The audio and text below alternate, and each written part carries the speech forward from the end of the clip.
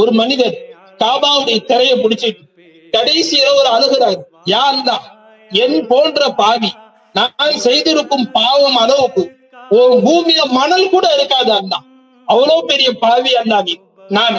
யா அல்லாஹ், நான் செய்த பாவங்களின் அளவுக்கு இந்த பூமியில் இருக்கக்கூடிய மரங்களில் இலைகள் கூட இருக்காது அல்லாஹ், நான் அவ்வளவு பெரிய பாவி இருப்பேன் என்று கதறி அழுது கொண்டிருக்கிறார். காபாவுடைய முற்றத்தை பிடித்துக் கொண்டு காபாவுடைய துணியை பிடிச்சி, யா அல்லாஹ், என்னுடைய பாவங்கள் இந்த பூமியில் இருக்கக்கூடிய கடலில் இருக்கக்கூடிய தண்ணீரை விட அதிகம் ரப்பே என்று சொல்லி அழுது கொண்டே இருக்கிறார்.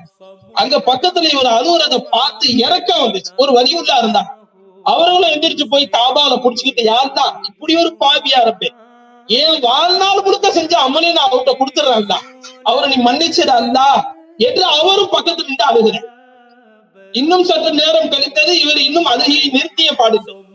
அந்த வலியுள்ளா போர்வை விட்டு அவரை புடிச்சு கேட்டாங்க, பாவிய எவ்வளவு பாவம் தான் நீ செஞ்சிருக்க, உன் முகத்தை திறந்து காட்டு, நீ யாரு என்று கேட்ட பொழுது அந்த மனிதர் முகத்தை திறந்தார்.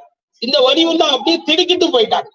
என்னவென்று பார்த்தால் பெருமானாருடைய பேரப்புள்ள ஜைனுல் ஆபிதீன் ரலியல்லாஹு காபாவுடைய திரையை பிடித்துக் கொண்டு என்னை போன்ற ஒரு பாவி இல்லை என்று அழுதார்கள் என்றால், அல்லாஹ் அக்பர், நாம என்ன அல்லாஹ்